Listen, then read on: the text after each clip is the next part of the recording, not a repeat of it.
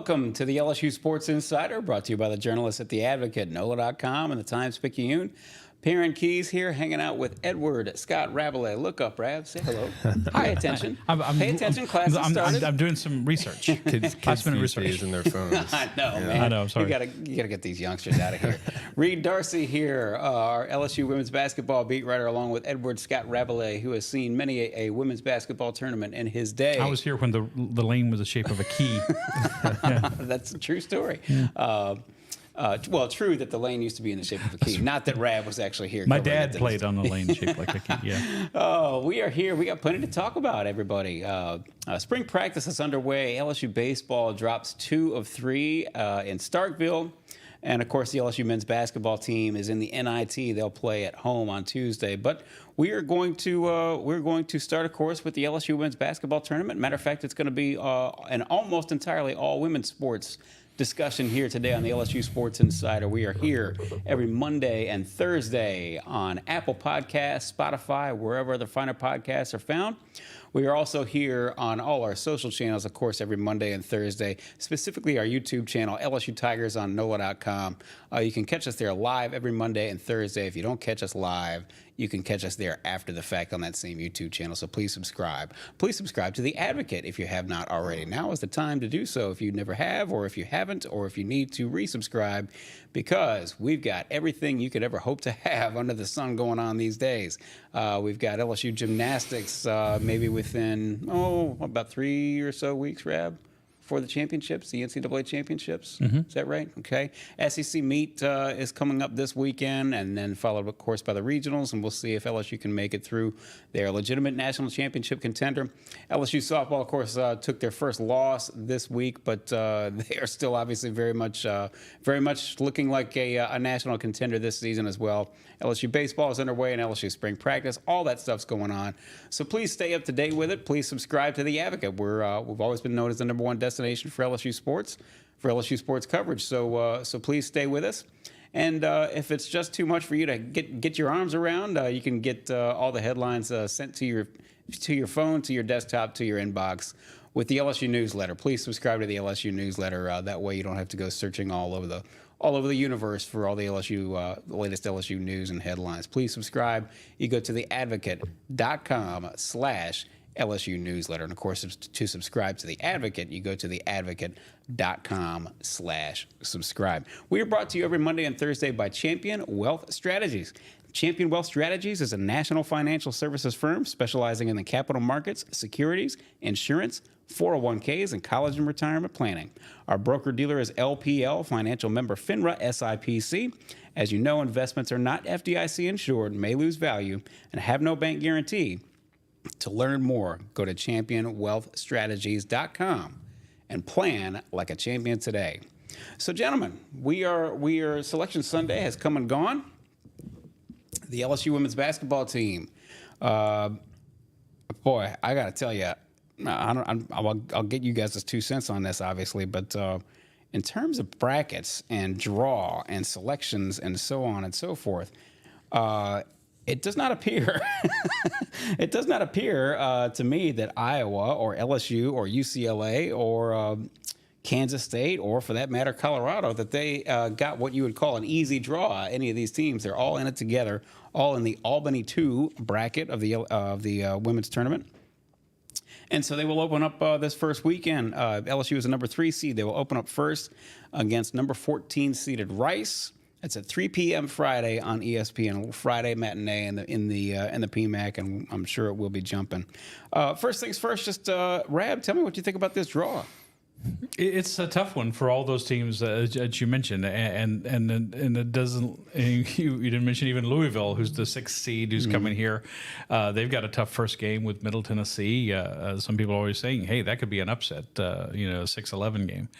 So it's tough. I was kind of hoping, but not expecting, that the selection committee would try to position the team so that LSU, South Carolina, Iowa, UConn or USC, whoever you prefer, would all have a path to meet in the Final Four. And obviously now LSU and Iowa, if they advance that far, would make it to the Elite Eight. But it's far from a guarantee for any of those teams. I think you have to expect LSU to make the Sweet 16. And same for Iowa and UCLA. And there's a lot of chalk that holds in the women's tournament. But at the same time, it appears that there are more contenders this year than ever in the women's game. And Kim Mulkey said there will be upsets, and I think that's absolutely right.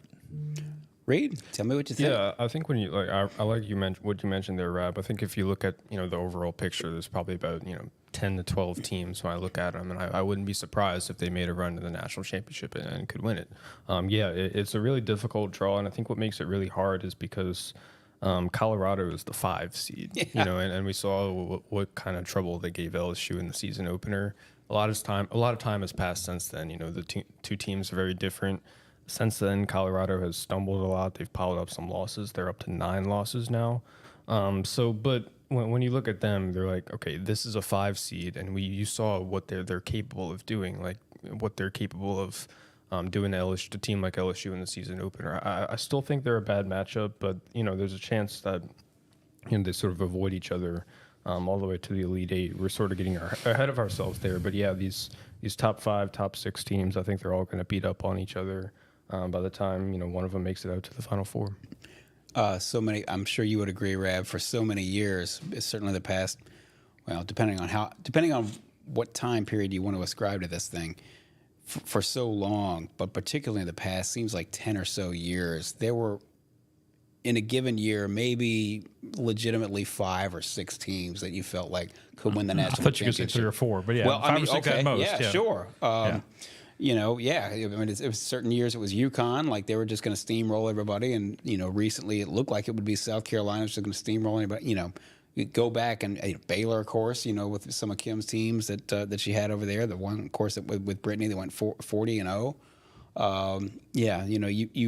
It seemed like you had about maybe 3 to 4 to 5 legitimate powerhouse programs that could legitimately win it, and the rest of them you could throw them all up in the air, and whichever one falls first might be the one that lands in the Sweet 16 or the Elite Eight. But this, to your point, this looks like a much more wide open. And I'm glad you brought that up, Reed, because that's exactly right. Colorado, the notion that Colorado is a 5 seed, yes, that pretty much says it all, because it was very clear, and you were there, from start to finish with this season, and we all saw that in Las Vegas in that season opener. Colorado looked like a team that very much wanted a piece of LSU and got a piece of LSU. So, yes, it's going to be interesting. We'll be back later on this week to break down LSU versus Rice. I'm not going to sit here and lie to you that I've seen a lot of games in Tudor Fieldhouse this year with the Rice women's basketball team. I have not seen them play. I don't know a thing about them, frankly, but on the other side of the bracket, 4 teams coming here into Baton Rouge. LSU and Rice, obviously, they'll play on Friday, and then Louisville and Middle Tennessee will play later on Friday. And those the winners of those two games will obviously go meet in the round of 32. Louisville has got a net ranking of 23. Middle Tennessee, to your point, Rab, a net ranking of 39. Which is pretty salty for an 11 seed, and obviously played in a weaker conference, and so that brings your strength of schedule down a little bit. But I found it interesting. Louisville this is not your sort of. We all know Jeff Walz. He's been a great coach. He's speaking of teams that have been contenders before, and we'll get to Hailey Van Lith here in a moment. But Louisville, I found it interesting. Not a vintage Louisville team, 246th in the nation in field goal percentage defense. Teams are scoring, they're shooting 41.7% from the field. And you mentioned that they're prone to more turnovers maybe this year than any Louisville team in recent years. So that'll be, listen, Louisville's going to be, as they say, highly motivated. Should they win, should they beat Middle Tennessee and go on and play LSU, presumptively play LSU in the second round. But it's not a vintage Louisville team, and Middle Tennessee looks like it could be a live dog. So I don't know. Just tell me what you think about this draw here, specifically the local draw here in Baton Rouge, the 4 teams that are coming in. Yeah, Louisville, they went, Hailey Van Lith took them to 2 Elite Eights and a Final Four, in her 3 seasons there. So they're capable of making that kind of run. I don't think they're, the prototypical 6 seed that was sort of coming here and, the host team would beat up on them. Yeah, they're tough. They've got 9 losses, but they've got a couple wins over a couple big teams. So it's not going to be easy for LSU to get past them, and we know about Rice. It's probably going to be a blowout there. But Louisville or Middle Tennessee, the type of team that can give LSU some trouble. But I think the added element of Hailey Van Lith playing her former team is pretty interesting. It's going to be pretty fun. It's going to add a little extra spice to that second round game, and it should be interesting if we get to that point. It's one of the little subplots of the tournament. At one point, and we may have mentioned this on the podcast, you saw some bracket projections that had Baylor maybe coming here as a 6 seed to play a 3 seed at LSU, and obviously that didn't come to pass. But Louisville and Hailey Van Lith, that's interesting. And she saw immediately. I looked at her the video reaction was she great. Just funny. doubled over like, I can't believe this, and they're like giving her. And Kim said, yeah, everybody was kind of Kim pointed directly at her almost as soon as she was sitting next to Monkey, and it's just like. She's like, I can't. I'm sure she couldn't believe it. I mean, it's one of those things that happens in the tournament. Like we're seeing, Trev Alberts is leaving Nebraska to be the AD at Texas A&M, and in both tournaments, Nebraska and Texas A&M are playing in the first round. But of course, they both have to get there. Right. And LSU's going to be a heavy favorite to beat Rice. I think they won the American tournament. They won the American the first year in the American. They won the tournament.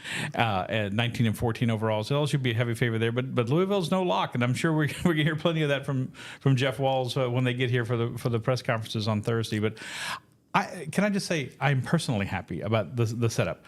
Friday they play, Sunday they play. In between is the SEC Gymnastics Championship in New Orleans. And like a lot of fans out there, I'm sure people have tickets for both events. And LSU had not so quietly hoped for that, frankly, because they figured that was going to be the best setup for them. There was hope of that, and it doesn't have to be who knows if it was actually a consideration, but it was nice that it worked out that way for the fans in particular.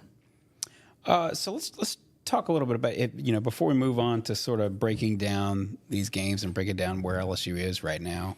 I was going to ask either of you two fine gentlemen just to sort of give us a 5-second preview of the top 4 teams in this region. Iowa, top seed. We know enough about them. UCLA. LSU we know about, obviously, in Kansas State. Anything you guys want to just sort of throw out there about those 4 teams? And, again, just how difficult this is going to be for LSU to make it out of this region. Real quick on Iowa, we know about them. We saw them play last year against LSU. Obviously, Caitlin Clark. They are Caitlin Clark. They sort of go as she goes. But really what LSU tried to do in the national championship game is try to, prevent Iowa's second best player from beating them, because they knew Caitlin Clark would get 30, 40 points, but they really tried to shut down Monica Sonano, who was their best player last year. She's gone now, and they sort of kind of replaced her, kind of in a sense. Hannah Stolke is, she's capable of scoring. She's capable of adding that extra 10 to 20 points a game that they need. But I think Iowa overall is probably a little worse than they were last year and a little less dangerous than they were last year. But obviously they still have Caitlin Interesting. Clark, so. As a 1 seed, you still feel that way? Yeah, I don't think they have a little less talent than they did last year. Okay. But obviously they still have Caitlin Clark, so they can go deep. UCLA, Lauren Betts, she's 6'7". She's tough. She's one of the best players in the country. I think she should be healthy for the tournament, so that's going to be tough for LSU to handle, particularly her size. Down low, we've seen LSU struggle against size like they did against Colorado, and a little bit against Camila Cardoso, who's also 6'7". So that's UCLA's strength. That's sort of how they play. Kansas State, similar size. Ioka Lee, she's really their anchor. She's really their center.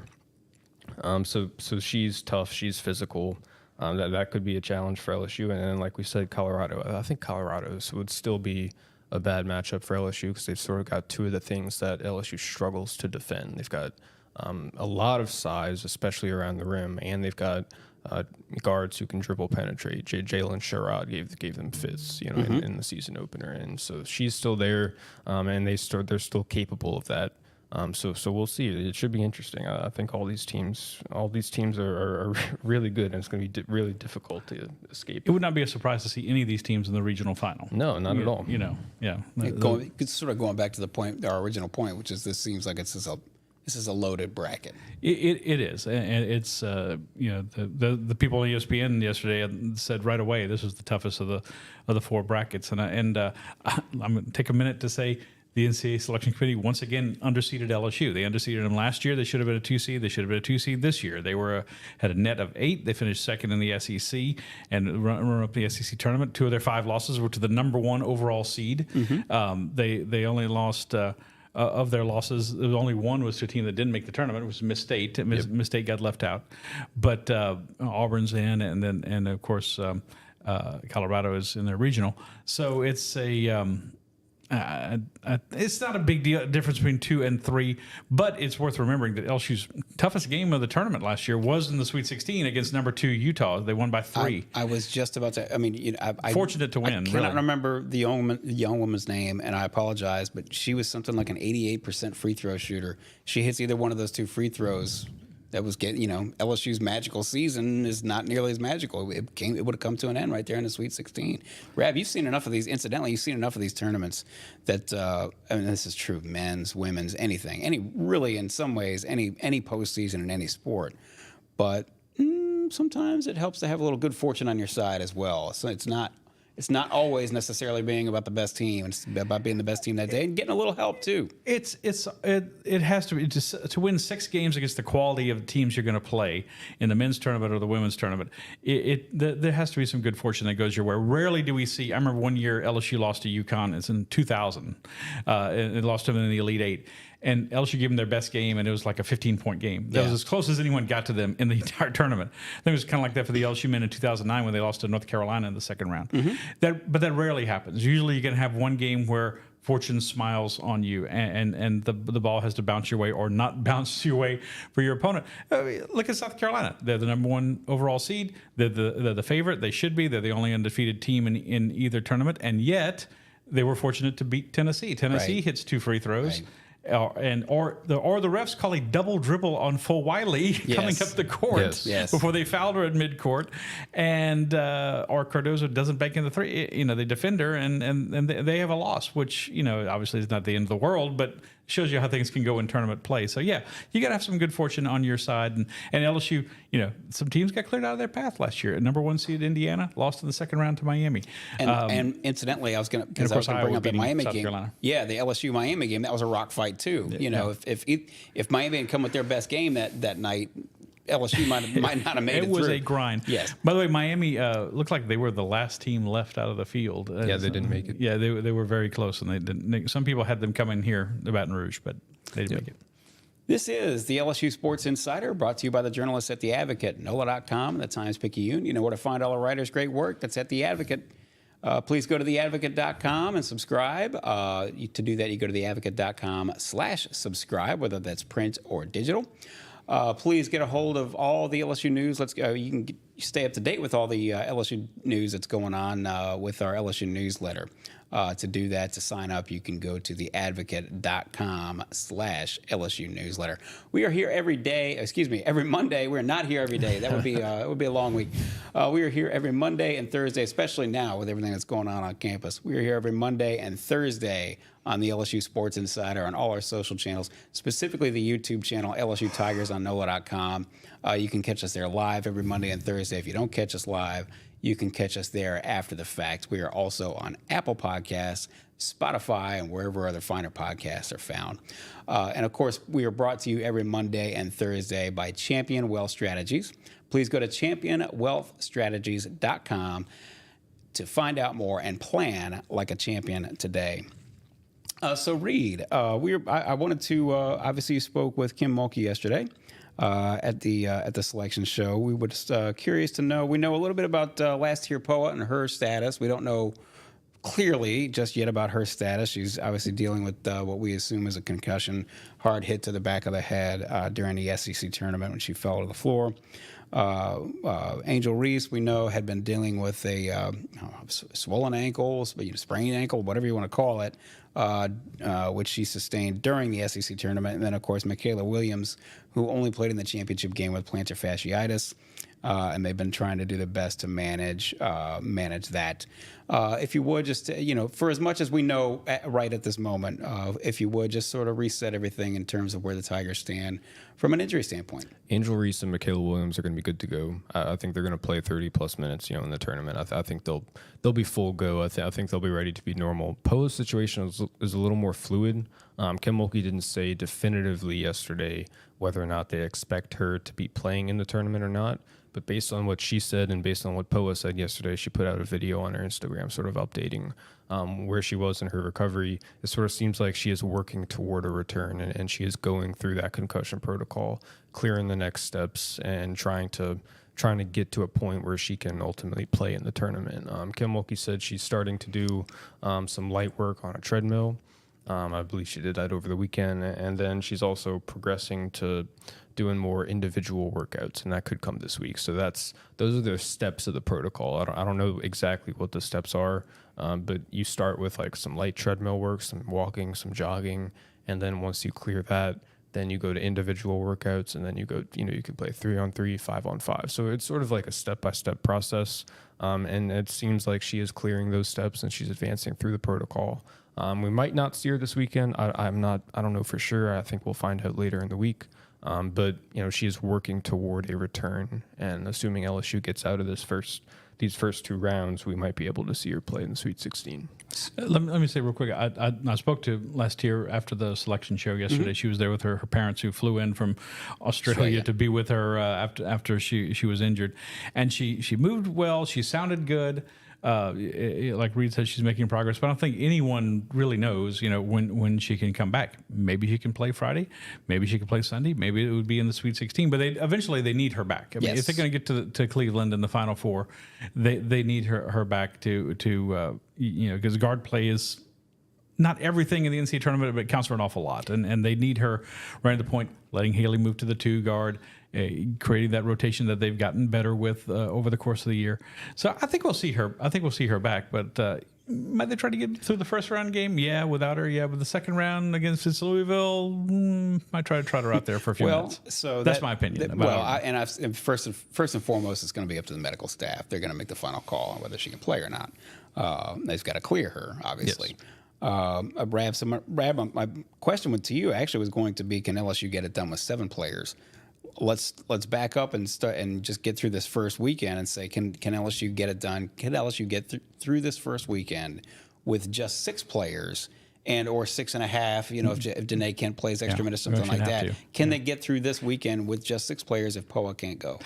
Yes, they can, because they have so many players who can just put the team on their back and give them a great game. Obviously, Angel Reese and Anissa Morrow they're almost. You can almost count on them getting a double-double each game. Hailey Van Lith, we've seen her offensive game improve mostly, through the latter part of the season. And of course, Mikaylah Williams, if she can play, she looked a little rusty, getting in that limited action she had in the South Carolina game last time. But as Reed said, she should be ready to go. This is what they've been waiting for. This is why they held her back. So yeah, they have enough really superstar players who can carry them. But then the hill gets steeper every time you go to another round, and Louisville would be no picnic with 6.5 players or 7 players. But Kent would have to give them some minutes if Poa can't go. And then of course you come into players playing with foul trouble or getting in foul trouble. So that's why I wrote today in my column, it is in Monday's paper and online, that danger is the word for LSU. They're dangerous.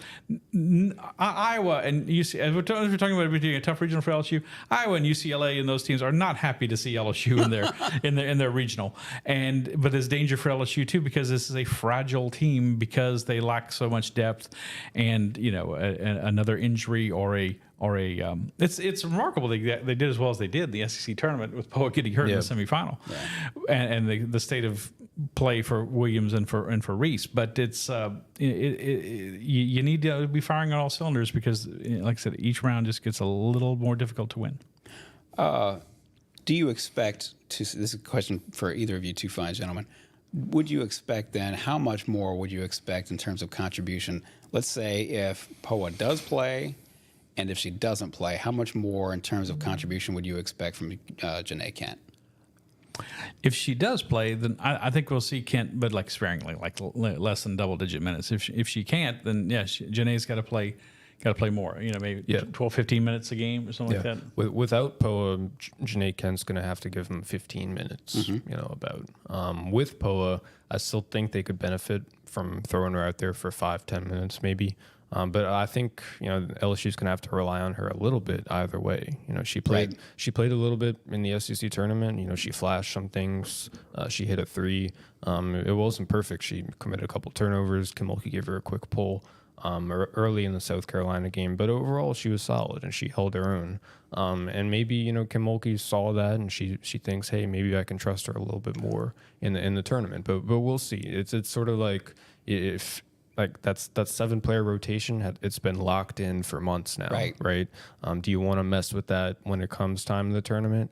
I don't know, but you'll have to balance trying to, with the continuity there of sort of trying to get them a little more rest, a little more time on the bench. It's tough. But if you had to guess, you think we're not going to see Poa at all against Rice. They're going to try to get by without her and play Janae, like you said. I'd assume so. It's sort of like once she clears the protocol, I think they'll throw her. She's either ready to go. She's either ready to go or she's not. She's not going to be more ready. The further she gets from the protocol, it's sort of like she clears it and then she's good to go. So, I think once she clears it, I think she'll be good to go. It's just more of like when she clears it, which is a fluid situation.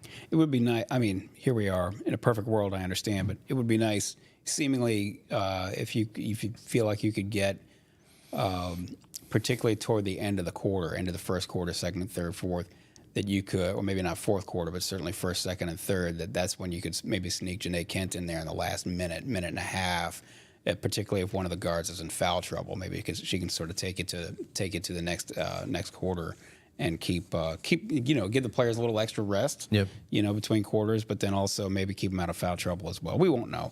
Rab, you discussed the column that you have up at theadvocate.com this morning, starting Monday morning, but also. About danger, and we've spent much of this podcast talking about just what a difficult road it's going to be. So I've got to say I'm a little surprised. LSU has gotten pretty short odds to this point in terms of best odds to win the national championship. And of course, these numbers are going to fluctuate depending on where you shop. But I was bumping around FanDuel on Sunday night, and this was after the selection and everything like that. South Carolina, of course, is a favorite at minus 135. LSU and Iowa are co number 2 at plus 650. Listen. We understand that this is not necessarily their projections on who's the second or third best team. It's a lot of it has to do with the handle they're taking, the sports books. But I don't know. Just tell me what you think about that. It surprised me a little bit. I got to tell you. First of all, it's amazing. There wasn't that long ago you couldn't find odds on the NCAA women's basketball tournament, much less see a lot of action on it. But obviously, it's something that's become on now, baby. The handle's up for women's basketball. And you can argue that the women's tournament is more interesting and more compelling than the men's tournament. Well, didn't the ratings for the Big Ten championship, the women's championship, I'm pretty sure that eclipsed anything. It eclipsed Carolina Duke. I mean, what else does that tell you? Yeah, it doesn't get any bigger than Carolina Duke. But I mean, why is LSU getting that? Yes, a lot of better. They're familiar with LSU. Star power, like we're talking about, with Angel Reese and some of these other players is a big thing. They're familiar with them. People are going to bet emotionally, but yeah, they've got players who can go off for a lot of points. And if they get 3 players in score 20 points in a game, you're done. They're going to beat you. That's right. And they're playing better defense and that sort of thing. So and then they have the experience factor. You have Poa in a reserve role last year, of course, but Angel Reese and Flau'jae Johnson, who started. Hailey Van Lith wasn't at LSU, of course, she's made all these runs with her team, and Anissa Morrow is the one player, key player who has never been on this kind of stage really when she was at DePaul. But there's a lot of experience and not only experience but confidence that comes to the team.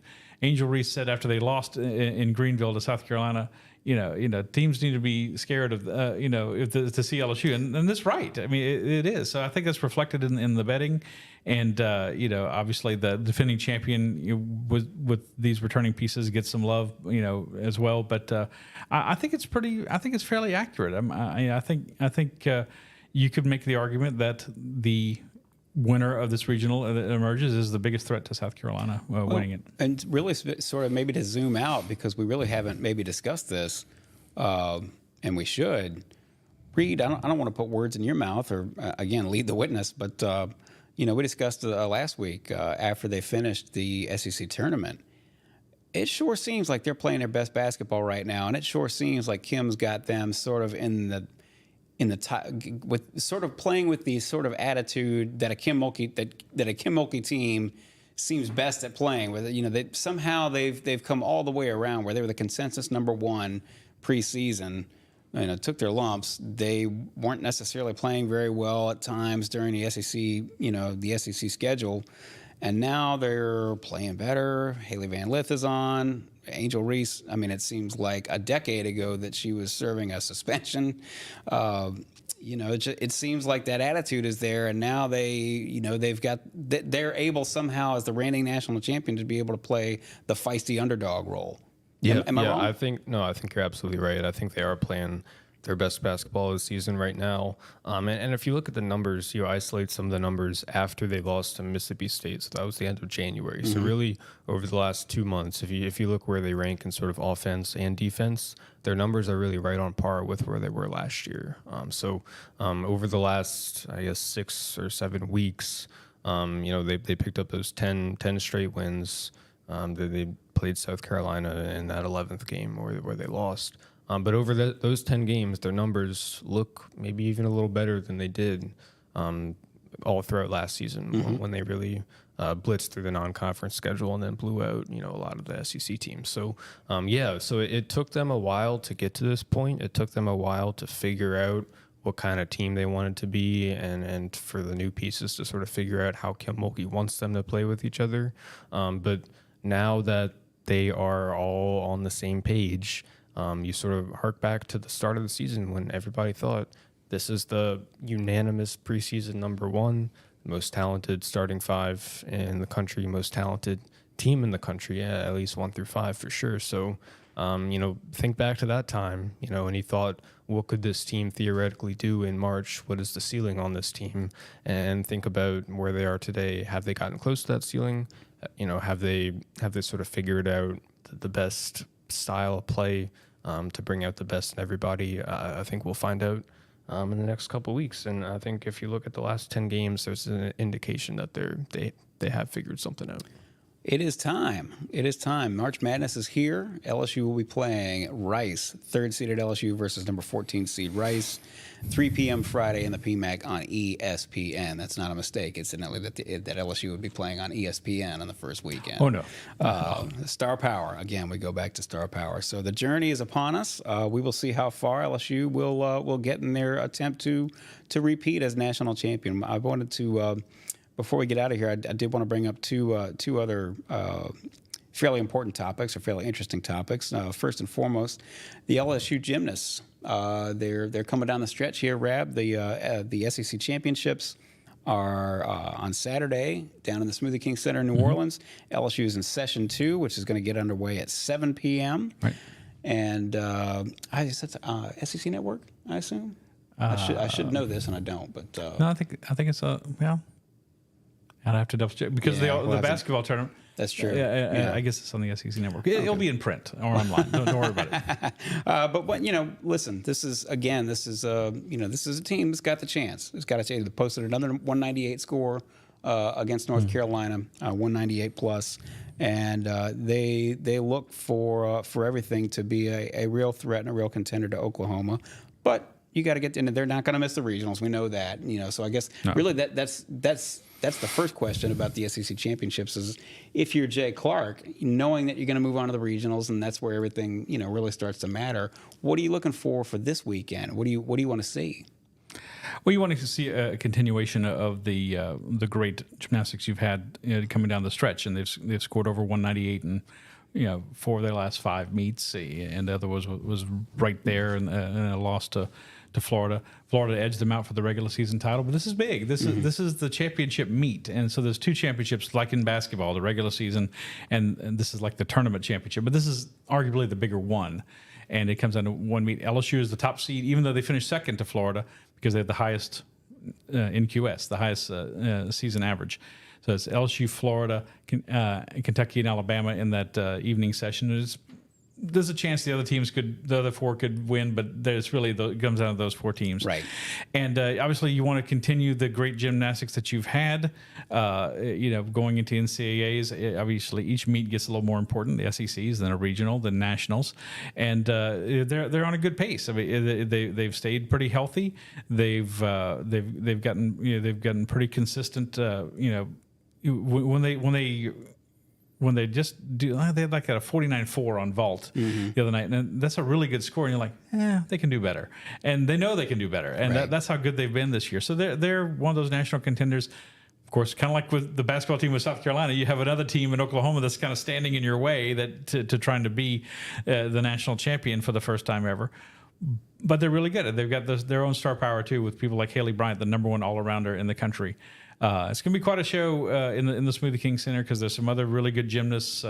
Raina Worley from Kentucky, Leanne Wong from Florida, Luisa Blanco from Alabama. It's going to be a fight, but when you have someone like as Hailey Bryant, she said 21 straight scores of 990 or better. Crazy. That's remarkable. She's and again, scoring is highly subjective. It's not like putting a ball in a hoop or hitting a ball with a bat, but it's remarkably consistent, and she's been just tremendous, and LSU's got a great shot to win this meet. They won it the last time it was in New Orleans. The only other time it was New Orleans 5 years ago, and they're looking to do that again on Saturday. One other thing, because you did have an opportunity to speak to her, Olivia Dunne. Maybe she's going to come back next year, maybe not. You want to if you would just sort of reset that. She certainly doesn't need the money. No. They have 11 seniors on this team. 11 out of the 22 gymnasts are 4th, 5th, or 6th year seniors here because of COVID years and injuries and stuff. And 8 of them can come back. That includes Hailey Bryant. That includes Kaya Johnson. That includes Olivia Dunne. And obviously, she like you said, she doesn't need the scholarship money or anything like that. She's the highest valued female athlete in women's college athletics, according to On3.com. But she likes the cocoon of the team, being part of the team, and. They're close-knit team. People are like, oh, surely they're jealous of her and stuff like that. And there doesn't seem to be a lot of that with this team. There really does. She does. I mean, we've reported this many times. She does make it a point to sort of, spread the oats. The fruits of her NIL, bounty. No, she does. If she puts it in her deals, like everybody gets something, like some apparel or a bag or something like that. And there's kind of 2, as Jay Clark has said more than once, there's kind of 2 personas here. There's Livvy Dunne, the young lady who's on a billboard in Times Square right now for Nautica, one of her new sponsors. And then there's Olivia Dunne, the gymnast, and they're kind of who likes coming to the facility, coming to work, and being a teammate. And because the world is so intense, you don't have to Google. You don't have to go back very far to Google something on Olivia Dunne that's online. She's in she's a SI swimsuit model again this year, and all these things. And she also happens to be dating Paul Skeens, the former LSU pitcher. So there was a funny thing I asked her about that. I said, "Are you going to spring training?" She said, "No, he'll probably get called up pretty soon." I'm like, "That's probably true." Yeah, no, it's not wrong. Yeah. So I don't think it's beyond the realm of possibility. She's only 21. Right. And it's not like like she's I'm 24. I've done this for so long.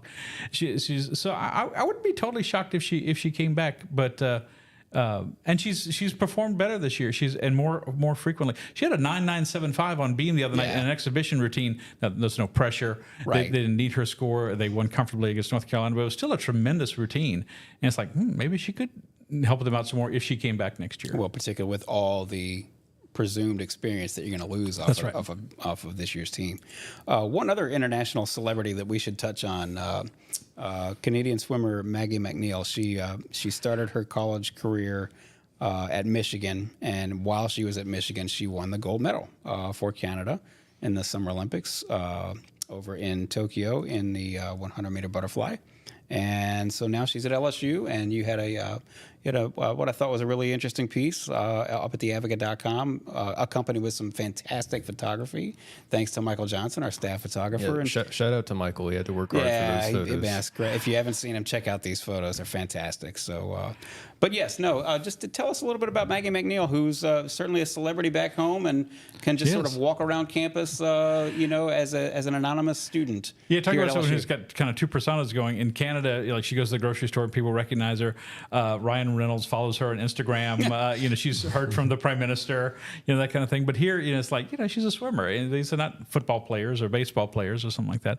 But she's trying to make history. Since 1956, when the 100 fly has been in the Olympics for women, no one has ever won it twice. Right. And she's trying to do that, and she's trying to break the world record. She swam 55:59 in Tokyo. The world record is 55:48.